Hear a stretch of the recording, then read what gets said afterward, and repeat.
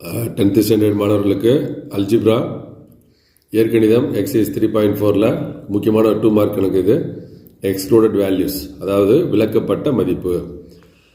அப்போ இந்த கணக்கு போடுறதுக்கு முன்னாடி உங்களுக்கு சின்ன ஒரு விளக்கம் சொல்லிடுறதில்ல. அதாவது பார்த்தீங்கன்னா இந்த விலக்கப்பட்ட மதிப்பு எப்படி போடணும்னு சொன்னால் P of x divided by Q of x அப்படின்னு இருக்கும். ஒரு பல்லுறுப்புக்கோவை, ஒரு பாலினாமியல். இப்போ இதில் வந்து பார்த்தீங்கன்னா Q of x is equal to 0 அப்படின்னு எந்த டேர்முக்கு எக்ஸுக்கு வருதோ அதுதான் நமக்கு வந்து விலக்கப்பட்ட மதிப்பு, எக்ஸ்க்ளூடட் வேல்யூ. ஏன்னா இப்போ for example P of x by 0 போட்டால் அது வந்து நாட் டிஃபைன்டு, அதாவது இன்ஃபினிட்டி, நாட் டிஃபைன்டுன்னு பேர், அதாவது வரையறுக்கப்படவில்லை. அப்போ எந்த மதிப்புக்கு வரையறுக்கப்படவில்லையோ அதுதான் நம்ம வந்து என்ன செய்கிறோம், விலக்கப்பட்ட மதிப்புன்னு சொல்கிறோம். இதான் இந்த கணக்கு சால்வ் பண்ணுறதுக்கு முக்கியமான கான்செப்ட்டு. அப்போ இப்போ சால்வ் பண்ணலாம். இது வந்து ஒயில் இருக்குது, y by y square minus 25 இருக்குது. அப்புறம் என்ன செய்கிறேன், is y by y square minus 25 is undefined, அதாவது தமிழில் வரையறுக்கப்படவில்லை.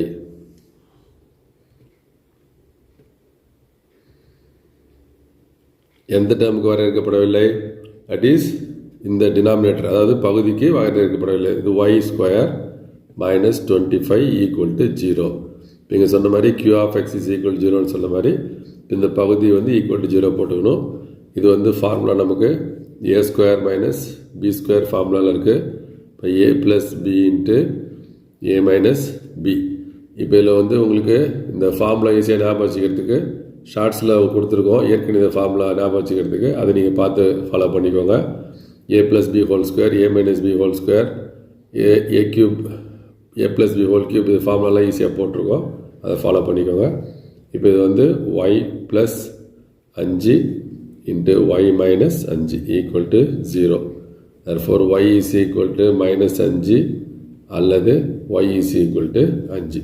இப்போ இதான் நமக்கு விலக்கப்பட்ட மதிப்பு, தட் இஸ் எக்ஸ்க்ளூடட் வேல்யூ. விலக்கப்பட்ட மதிப்பு y is equal to minus 5 அல்லது 5. அடுத்து second sum, t divided by t square minus 5t plus 6. இது அப்படியே போட்டுக்கலாம். இஸ் அன்டிஃபைன்டு, வரையறுக்கப்படவில்லை. எதுக்கு, இந்த பகுதியுடைய மதிப்பு ஈக்குவல் டு 0 போடுறோம், அதாவது t square minus 5t plus 6 is equal to 0. இது வந்து காரணிப்படுத்தணும், ஃபேக்டரைஸ் பண்ணணும். ஃபேக்டரைஸ் பண்ணுறதுக்கு நல்லா கவனிங்க. இங்கே டி ஸ்கொயருக்கு முன்னாடி நம்பர் எதுவும் இல்லை, 1ன்ற அர்த்தம். இந்த 1ஐயும் 6ஐயும் மல்டிப்ளை பண்ணுறோம், 6 போட்டுக்கிறோம். இப்போ இந்த டேர்மை தான் 2ஆக பிரிக்கிறோம், அப்போ மைனஸ் 5ன்னு வருது. இப்போ 6 வர்ற மாதிரி நம்ம வாய்ப்பாடு சொல்லணும். 1 இன்ட்டு 6 6 போட்டுக்கலாம், 2 இன்ட்டு 3 6 போட்டுக்கலாம். இப்போ இதில் எந்த 6ஐயும் 1ஐயும் கூட்டாலும் கழித்தாலும் மைனஸ் 5 வராது. இப்போ 2 3 எடுத்துக்கிறேன். இதில் வந்து மைனஸ் 2 மைனஸ் 3ன்னு போடுறேன். இப்போ minus into minus plus 2 into 3 6. இந்த மைனஸ் 2 மைனஸ் 3 கூட்டினா மைனஸ் 5. அப்போ இதில் 2 இதில் இந்த நம்பரை மட்டும் நம்ம யூஸ் பண்ணிக்கிறோம். இப்போ t minus 2 t minus 3 equal to 0. இதிலேருந்து டி இஸ் ஈக்குவல் டு 2 அல்லது டி இஸ் ஈக்குவல் டு 3. இதான் நமக்கு விலக்கப்பட்ட மதிப்பு, தட் இஸ் எக்ஸ்க்ளூடட் வேல்யூ. அடுத்து third sum, x square plus 6x plus 8 divided by x square plus x minus 2. இந்த some ரொம்ப முக்கியமாக கவனிக்கணும்.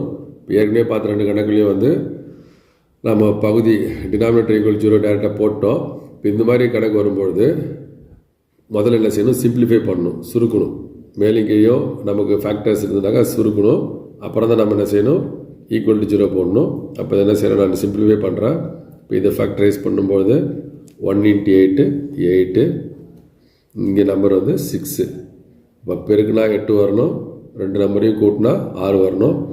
அப்போ 4 இன்ட்டு 2 4 2 சாரி 8, 4 ப்ளஸ் 2 6. இப்போ x plus 4 x plus 2 divided by, இப்போ இங்கே எதையும் ஃபேக்டரைஸ் பண்ணணும். 1 இன்ட்டு மைனஸ் 2 மைனஸ் 2 இங்கே வந்து 1. இப்போ மல்டிப்ளை பண்ணால் -2 வரணும், ஆட் பண்ணால் 1 வரணும். இப்போ இங்கே -2 இருக்குது, அதனால் இங்கே -1 போட்டுக்கிறேன். 2 × -1 -2, 2 - 1 1. அப்போ ஃபேக்டர்ஸ் வந்து x - 1 × x + 2.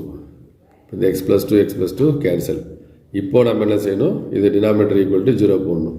Which is undefined for x - 1 equal to 0. இந்த மதிப்புக்கு வரையறுக்கப்படவில்லை. இப்போ x - 1 ஈக்குவல் டு 0க்கு வரையறுக்கப்படவில்லை, நாட் டிஃபைன்ட். அப்போ x is equal to 1. இதான் நமக்கு எக்ஸ்க்ளூடட் வேல்யூ. அடுத்ததாக இன்னொரு கணக்கு, x² - 27 வகுத்தல் x³ + x² - 6x is equal to, இப்போ இது வந்து இது x³, அப்போ x³ - 27, இது எப்படி போடலான்னா x³ - 27 வந்து 3 கியூப்னு போட்டுக்கலாம், டிவைடட் பை இது x³ இருக்குது, x² இருக்குது, x இருக்குது, ஒரு எக்ஸை பொதுவாக எடுத்துக்கிறேன், x² + x - 6. இப்போ இது வந்து a³ - b³ ஃபார்முலா. இப்போ a³ - b³ is equal to a - b × a² + ab + b². இதான் அப்போ x³ - 3 கியூபு, அப்போ xக்கு பதிலாக ஏக்கு பதிலாக x, பிக்கு பதிலாக 3 இருக்குது. இப்போ x - 3 × x² + 3x + 3² 9 divided by the x into இது x² + x - 6 இருக்குது.